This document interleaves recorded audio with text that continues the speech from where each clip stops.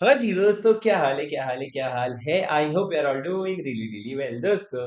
A very good morning to all of you. ये video बहुत ही इंपॉर्टेंट है हर उस बच्चे के लिए जिसका भी सीए फाइनल का डायरेक्ट टैक्स का एग्जाम क्लियर करना बचा है।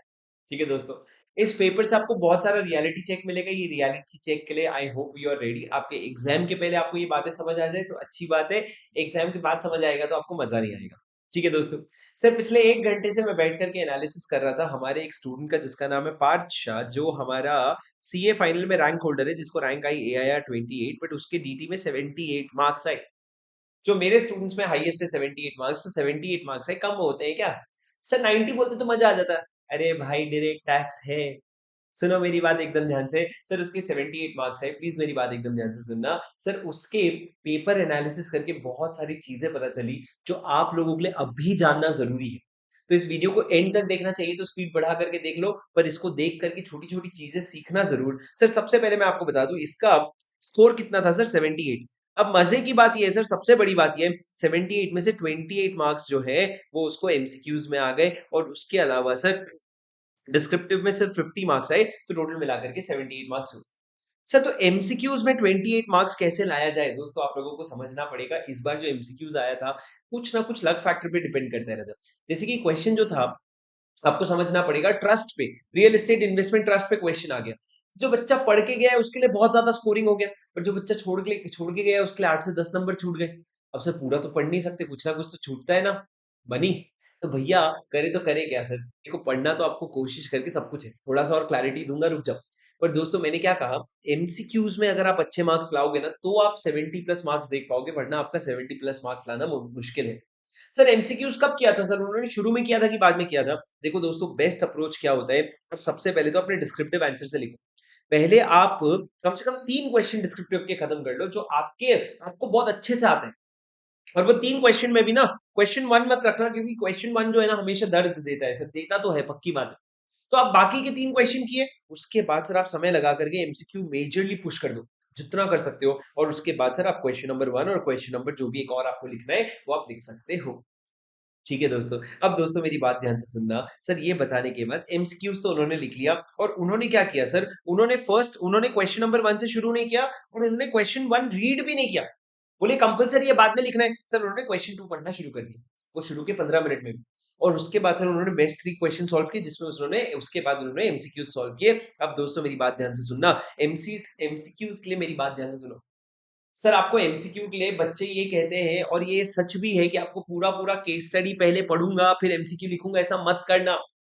पहले आप लोग क्या करना, आप लोग एक साथ जो है, आप लोग सबसे पहले एमसीक्यू पढ़ना क्वेश्चन नंबर वन में मान लो 44 एबी का क्वेश्चन आए, तो आप जाकर के ढूंढो कि 44 एबी से, सॉरी, तो आप जाकर ढूंढो सर कि 44 एबी वाला कौन सा पैराग्राफ है, उस पैराग्राफ को पढ़े, उससे रिलेटेड क्वेश्चन पढ़ ले, उससे क्वेश्चन पढ़ लेना, आपका आंसर सॉल्व हो जाएगा। इससे आपका समय भी बचेगा सर, और आप सही जगह पे अटैक कर पाओगे। अब दोस्तों ये करने के बाद मेरी बात ध्यान से सुनो। सर इनको जो 78 मार्क्स आए हैं, इसमें क्या गलतियां करी है इन्होंने या क्या अच्छी चीजें करी है।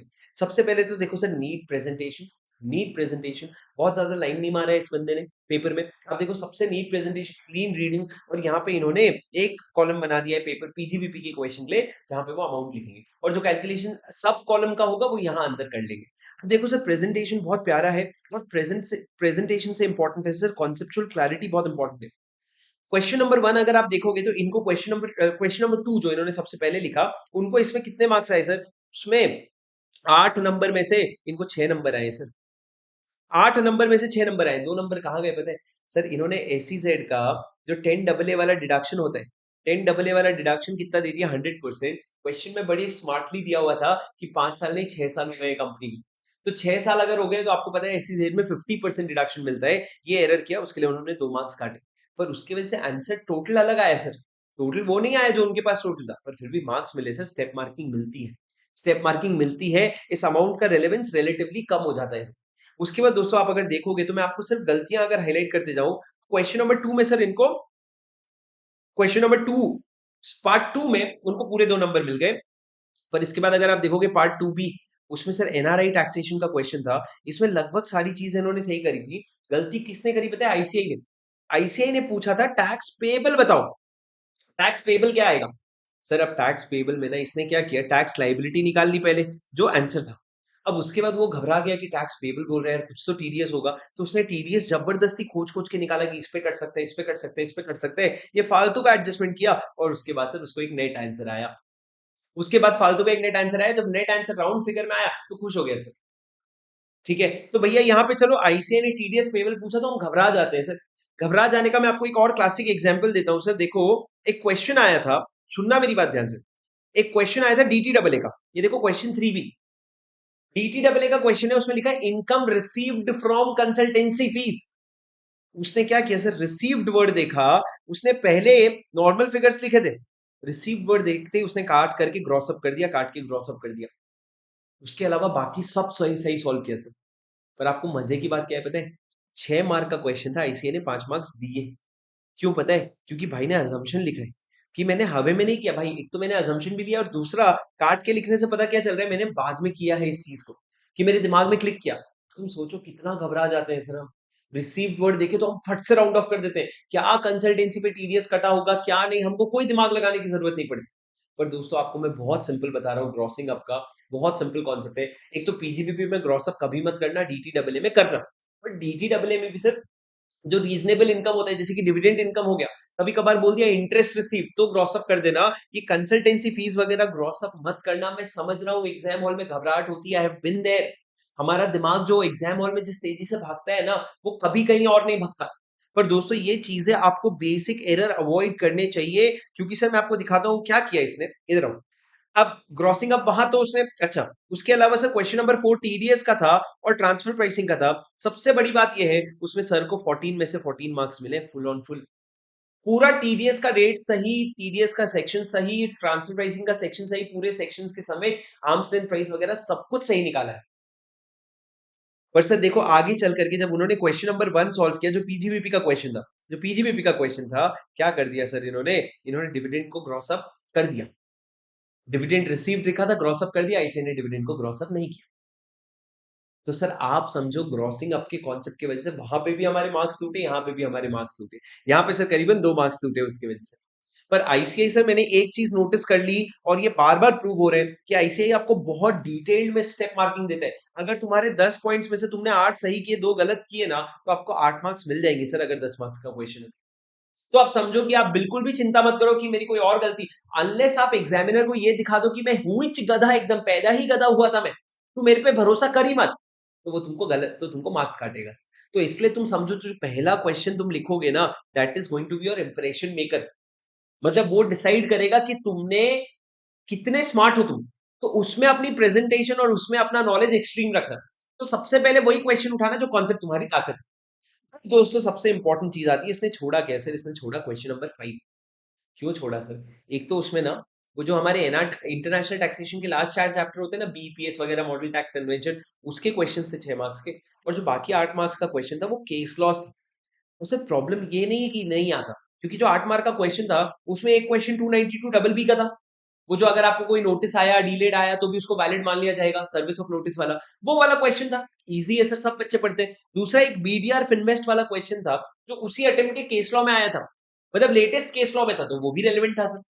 तो लिखना चाहता तो लिख सकता, पर सिंपल सी बात ये है सर, जब थियरी क्वेश्चन आता है ना, और 14 मार्क्स का थियरी है, एक तो तुमको और मेरे को पता है हम कितना अच्छा लिखेंगे सर, आपको और मेरे को पता है कि हम कितना कीवर्ड्स उठा करके लिखेंगे, तो हम जितना लिखेंगे ना, उसमें मिलना ही 3/4 मार्क्स चाहिए, और वो अपने ईगो के चक्कर में और काटेगा, तो आधे नंबर मिलेंगे। तो 14 नंबर का 7 मार्क्स मिलेगा, क्या फायदा सर मेरा?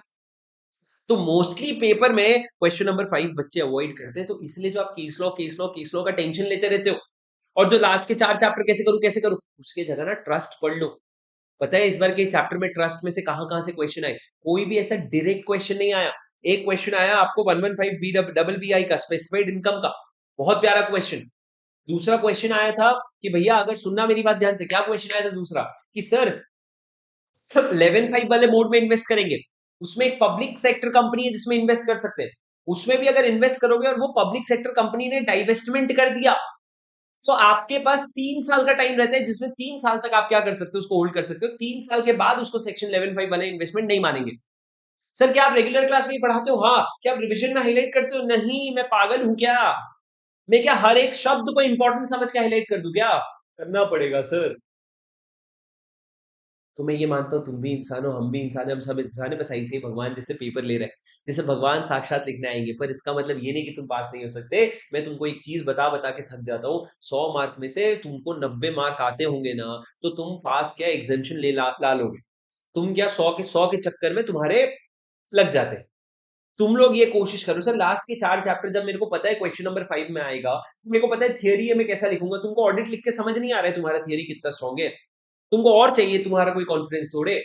सर जब अपने को पता है अपनी स्ट्रेंथ दूसरी जगह बसती है, तो वहां बैठाओ ना। क्वेश्चन नंबर 1 पीजीबीपी का हर एक एडजस्टमेंट सही करूंगा। देखो उसने जो पीजीबीपी में ग्रॉसिंग अप किया ना, that was an error on his part, it was a manageable error.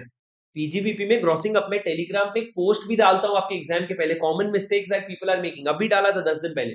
उसमें भी मैंने लिखा था ग्रॉसिंग अप पीजीबीपी में मत करना, डीटीडब्ल्यूए में करना। यही सेम चीज करते हैं बच्चे। ठीक है सर, ये पेपर अगर आपको चाहिए तो नीचे डिस्क्रिप्शन में टेलीग्राम का लिंक दे रहा हूँ, वहां पे आप लोग जो है जाकर के देख सकते हो, और टेलीग्राम ग्रुप ज्वाइन कर लेना। बहुत सारी चीजें आप लोगों के लिए आते रहेगी।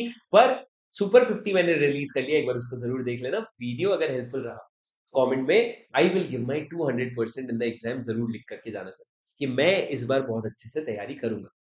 पर आप लोगों को सर ये चीजें पता होनी चाहिए। उम्मीद करता हूँ ये वीडियो आपके लिए हेल्पफुल रहा दोस्तों।